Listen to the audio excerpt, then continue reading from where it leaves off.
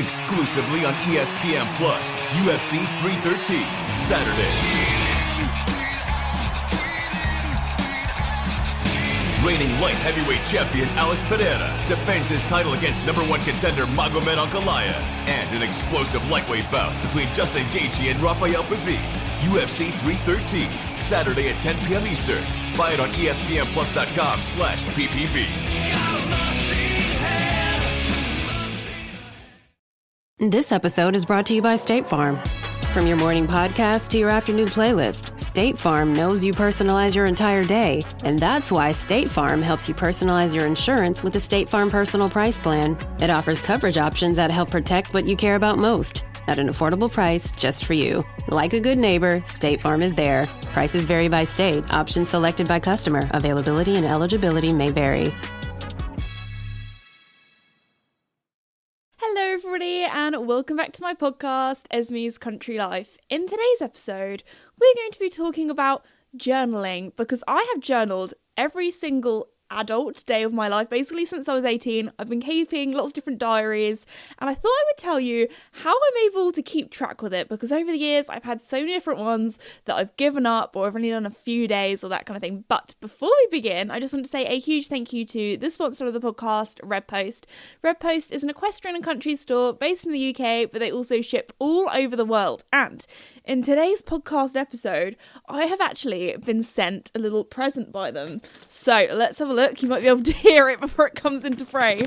We have a jumbo bag of treats that the horses are going to absolutely love. This is hefty. It's 4 kilograms. So if you want to stock up on treats, be sure to try out their toffee apple treats. Oh my gosh. They smell good. And they are absolutely huge. They are bigger than my face. So anyway, if you are listening to it on audio, it's a big bag of treats, basically. You get the gist. Also, if you're listening to audio, that's probably best, because right now I'm not looking my best because I've been out in the horses this morning. It's been windy. It's been raining. I cannot wait for spring. Get all of your spring equestrian needs at redpostequestrian.co.uk. But anyway, yeah, I'm not looking my best, so I thought, you know what, today, let's sit down, let's have a little podcast episode where I'm going to be talking about journaling, because I've talked about journaling and scrapbooking a little bit on my YouTube channel quite a few different times, and a lot of you guys have been really interested in that. I know a lot of people have asked for a scrapbook tour, but I thought I would just do a bit of a chat about how I got into it, also some of my past journals as well. So starting off, when I was a kid, I was that person that I had so many different notebooks where I would do drawings. I was a very sort of arty child, loved doing drawings. I actually found, which kind of inspired me to do today's podcast episode today, actually, I have a little shoebox that has lots of different things in of memories. So for example, it had when I was in my school play or production, I have the script from that. I also little medals from, I don't know, when I was a child doing competitions and that kind of thing. Cross country running, if you listen to last week's episode. But anyway, so I found the other day when I was having a little bit of a spring clean, a little bit of a clear out, I found one of my old diaries, which was from a long time ago. I'm pretty sure the date on it was 2008, 2009. Also, if today's podcast episode goes well and you guys enjoy it, maybe for a future podcast episode we could get my old diaries out and read them together, which this one was so long ago. Yeah, it was 2008, 2009. So it was when I had my first lone pony, Lola, and it was that summer that I kind of did a little bit of a diary. I can't lie, it did take me a while to read it, just because, not that I wrote a lot because I was only very young. I would have been, 7, 8 at the time. So it was the spelling, actually. As a dyslexic child and as a dyslexic adult, trying to decipher what I wrote or some of the words, there was some, very interesting ways that I'd spelt things. There was some interesting drawings as well, but it was very sweet. So I saw that and I thought, you know what, I'm going to talk about my scrapbooking. So actually, previous years, so yeah, that was my first one. It was a little baby pink book, which is actually very pretty. It has cherry blossom on and that kind of thing, and kind of like a satin kind of material. So it was a very fancy notebook, actually. That's what inspired me to be okay, I need to write a diary for older Esme to see what I got up to on this summer holiday. Actually, one of the first journals that I kept for a really long time that I was consistent with was when I was 8 and when we lived in Australia for 3 months. And I don't know if many people know about this. Also, shout out to everyone in Australia. I know that at the moment the podcast is actually in the Australian charts, which is very, very cool. So thank you, Team Australia. Anyway, so yeah, I actually lived out there for 3 months when I was 8. And that is because my family were thinking of moving out there. So we had kind of like a trial run where we were actually in lots of different parts of Australia. We were mainly, I want to say, around like Queensland kind of area, and then we went down to like New South Wales, Sydney kind of area as well near the end of the trip. So we did like a lot of traveling. We weren't just like in one place. So a lot of the time we were actually in a camper van, which was pretty cool, going around in that. And I don't know if this would be allowed nowadays with like school and taking your children out of school kind of thing. But my parents basically said to school, hey, we're thinking of moving to Australia. Can we homeschool the kids for 3 months? And they were like, yeah, sure. Go give them an incredible experience. So I was, number one, very lucky to do all that travel at such a young age. But also we were thinking of moving out there. So that would have just like, if we had moved, would have been just my permanent life anyway. Not in a camper van, we would have lived somewhere. But anyway, moving on.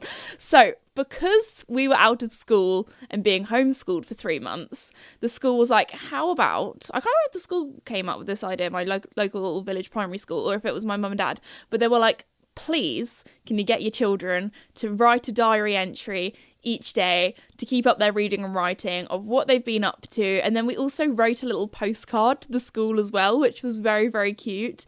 And send that off to them, and the class read through it. And then I'd do a little presentation when I came back home and talked about my adventures. But anyway, back to the diary, back on topic.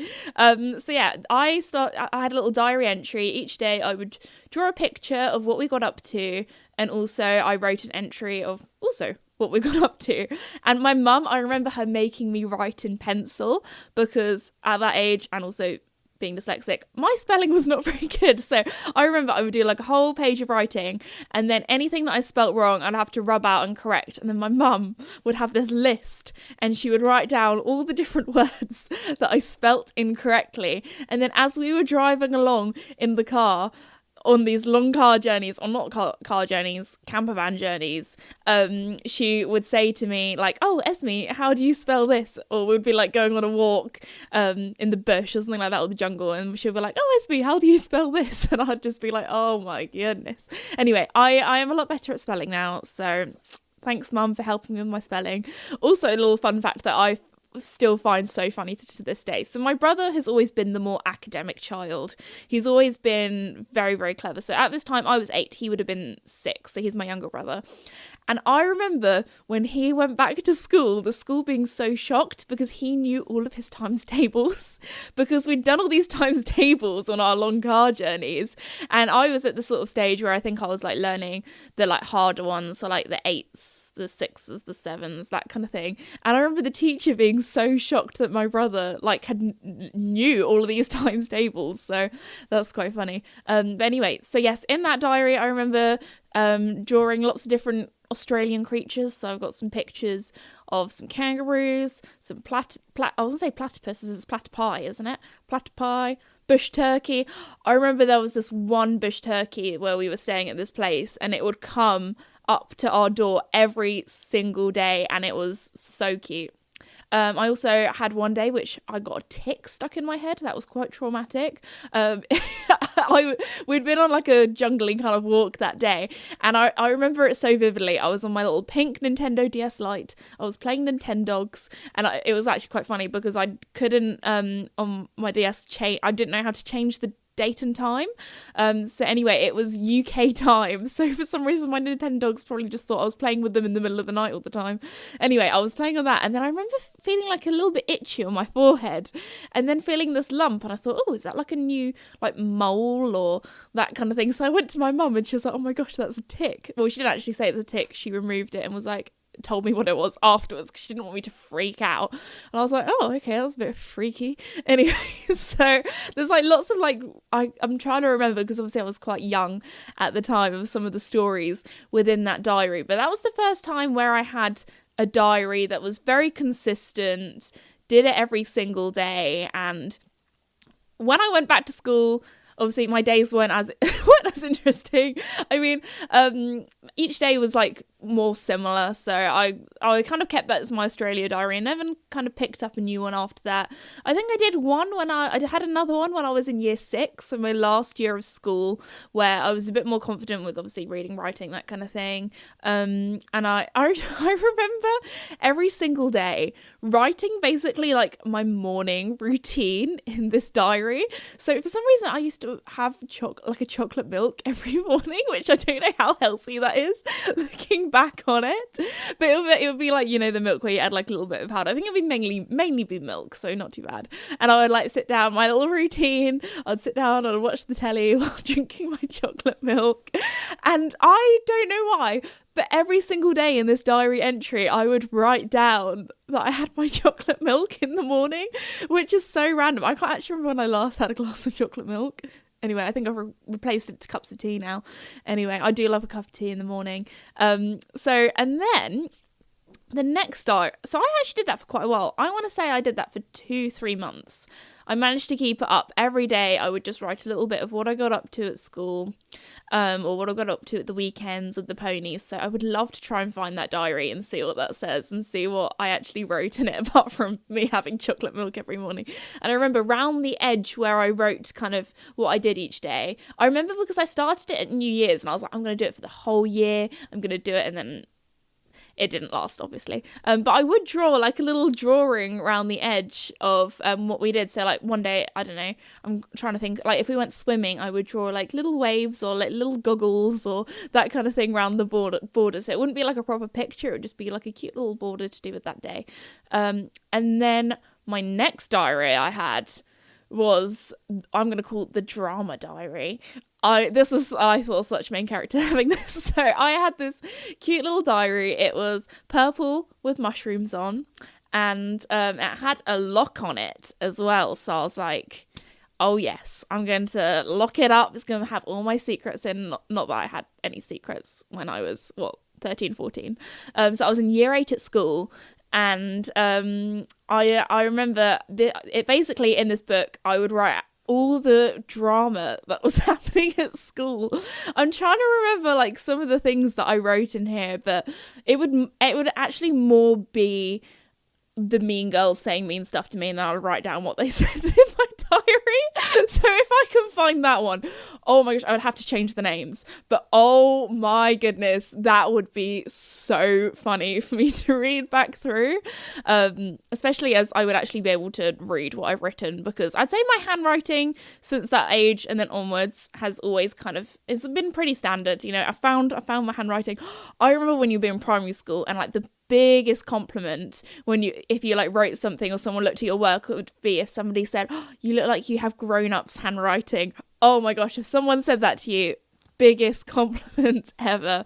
So yeah, that one I didn't do any drawings with. I just kind of wrote down what I did each day, the school drama, what was happening, who had a fight in the hallway, who got sent out of class. Like, honestly, it was just me being like, this person was really naughty today. I was definitely more of an observer at school. I just kept myself quiet and sat there and kind of watched the chaos. Not that my secondary school was not very chaotic, but I do actually, that would actually be quite a funny podcast episode. I'm coming up with so many ideas now, would be the school drama that I would definitely have to change names.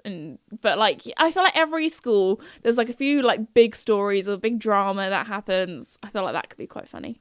Anyway, moving on. Now we come to today, which is my diary that I have today, or my multiple diaries, because it was 2019, where that was the year that I finished my A-level exams, finished education, finished college, finished school, and was like, okay, I just turned 18 as well, because again, being a June baby, one of the youngest in the year group, so I kind of like finished my exams as I became an adult, as I became 18. I was like, you know what, this would be perfect time to start a diary. And I thought to myself, in past years, I've always really struggled with like keeping up to it, doing something every single day. But do you know what won't be as difficult? doing something once a week. I was like, you know what, that I think I can find the time for. Also, one of the other reasons why I really wanted to do this was because this was when my kind of YouTube channel and YouTube career was taking off. I was making the big leap to doing it full time as well. So I just quit my job as at a local vet's practice that I was doing as a kennel girl, which I've also done a podcast episode on, which was quite an interesting one that I did quite a while ago. But anyway, so I was doing that alongside doing exams, and then finished both of those and was like, okay, go straight into the YouTube thing. I went into a gap year to see if I could do it full time, and I was like, I don't know if it's going to be possible for me to do it as a full-time job. I'm going to put all my energy into it. I'm going to take every opportunity as it comes, appreciate it, and I'll have a little scrapbook that I can look back when I'm old and be like, oh, do you remember when I did that? So I decided to do that. Also, this was the era where bullet journals were a thing.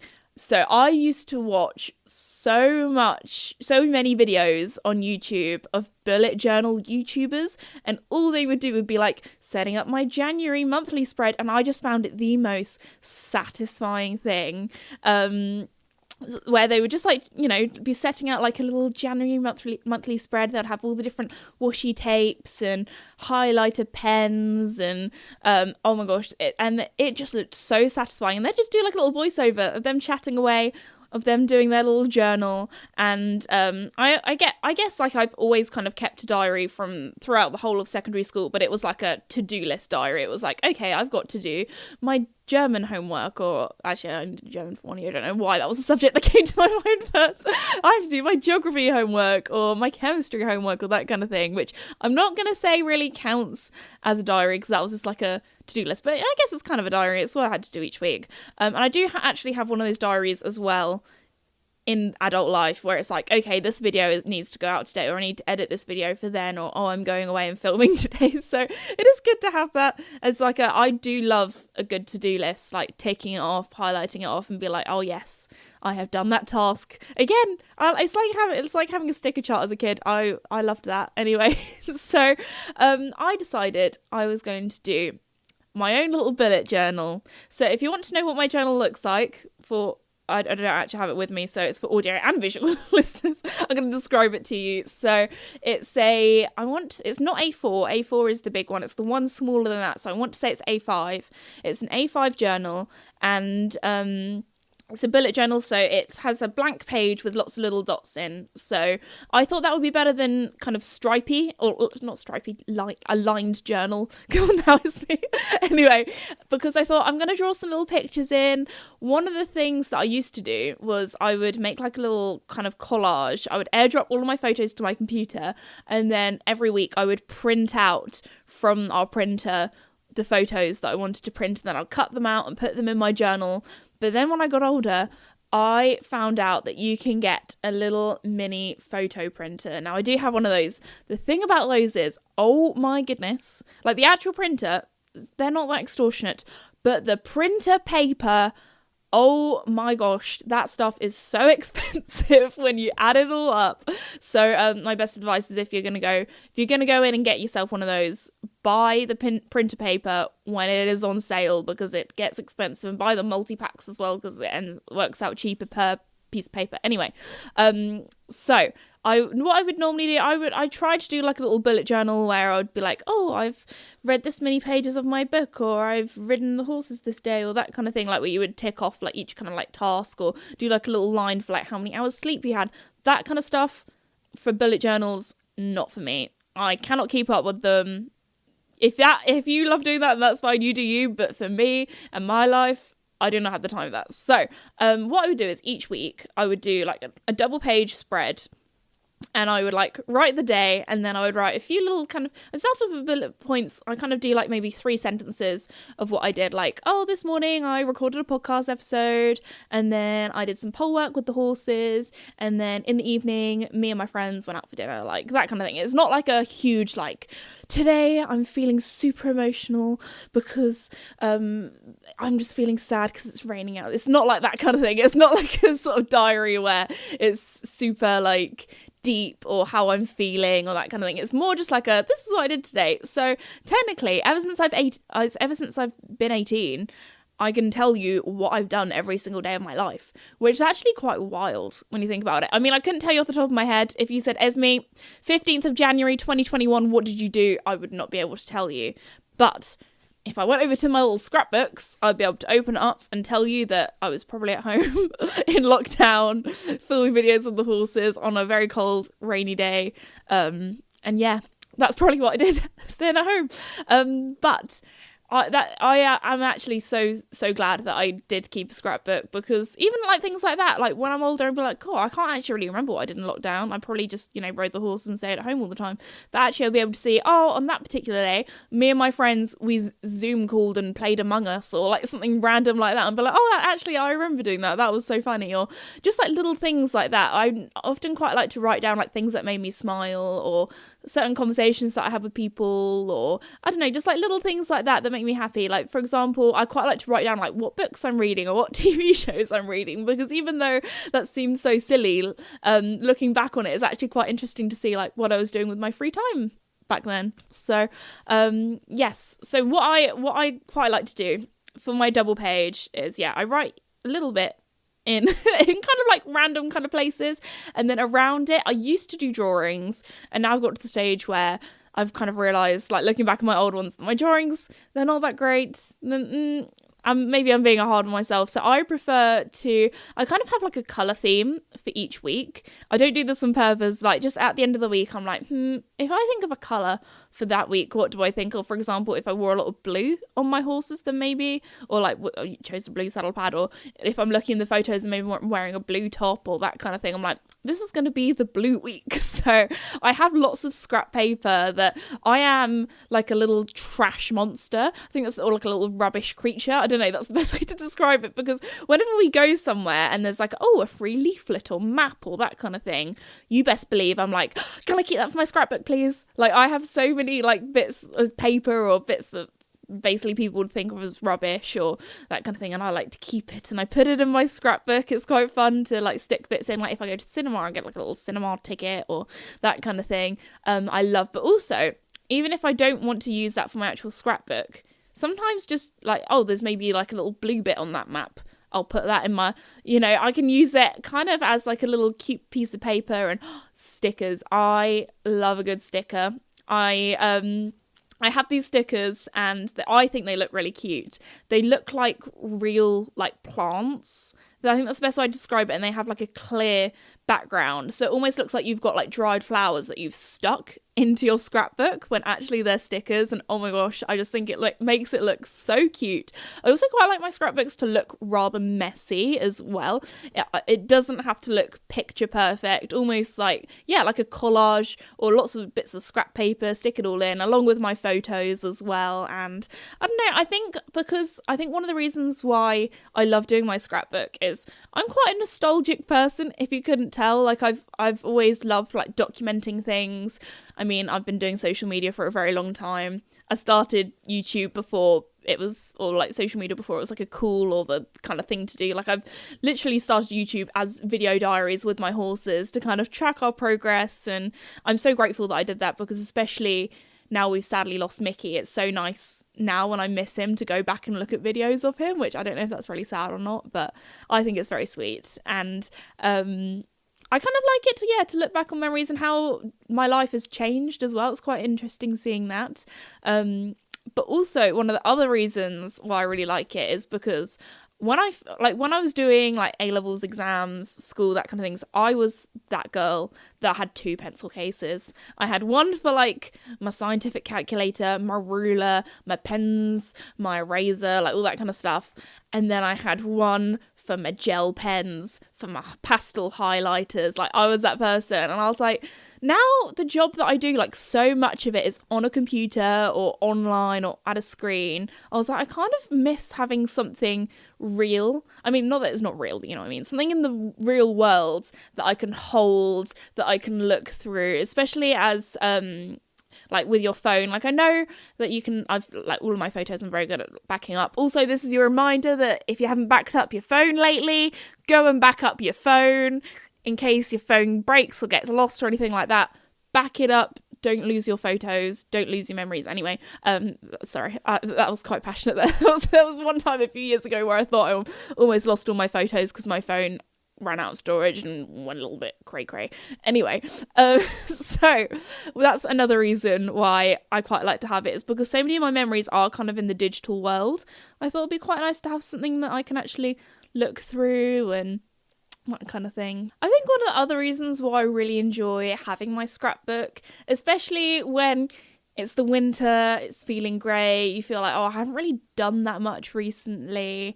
It's quite nice to look back and be like, oh, there were actually some really lovely memories that I made, even when it was January, even when it was cold, even when it was raining, and I felt like I didn't really get out that much. But also with summer coming along, I mean, I think I can just about see the sun starting to poke behind the clouds in the window that you can't see, but I can see in the window. So sunnier days are ahead. I'm very excited to do some more riding over the summer. Also, with summer coming up, a new year coming up, especially the new eventing season for my eventers out there, please, if you haven't got a new helmet recently, think about replacing your helmet if you have had it for many, many years, because Employee Appreciation Day is March 7th, and a Starbucks card is the perfect way to say, thanks for all you do. Have a smaller team? You can send up to 10 e-gifts in one transaction from the Starbucks app or online at starbucks.com/gift. Or you can also send physical or digital cards in bulk at starbuckscardb2b.com. No matter your team's size or location, Starbucks has got you covered. Business taxes. Was stressing about all the time and all the money you spent on your taxes. This is my bill? Now Business Taxes is a TurboTax small business expert who does your taxes for you and offers year-round advice at no additional cost, so you can keep more money in your business. Now this is taxes. Intuit TurboTax. Get an expert now on turbotax.com/business. Only available with TurboTax Live full service. helmet safety 101. If you live near Red Post, you can go in store, and they also do helmet fittings for you, so go and check that out. Or they also have a thing on their website all about how to correctly fit a helmet too, so go and get your helmets at redpostequestrian.co.uk. Anyway, I think I'm going to wrap up today's podcast episode there. Thank you so much for listening. Also, a little thing that I just want to say, again, thanks to Team Australia, for getting me in the Spotify charts. But if you are a Spotify user, please follow the podcast. Please comment down below, because you have comments there. I think I might be at some stage rate us 5 stars, do all the podcasty things, whatever platform you're on. We really appreciate it, because then hopefully the podcast platforms show the podcast to more people, and I can continue making more cool episodes. Also, leave me a little comment if you can. And maybe we'll do a little Q&A at some stage. So let me know if you'd like that. Also, let me know if you would like me to read through some of my old diaries. I feel like I'm actually going to cry and cringe if we do that. But you know what? It'll be worth it for the content. We'll do it for the podcast. That's literally like my new motto. If I do anything that's like slightly scary or like I'm not too sure about it, you know when people say do it for the plot? I am do it for the podcast. So anyway, thank you so much for listening, and I'll see you all next time. Bye.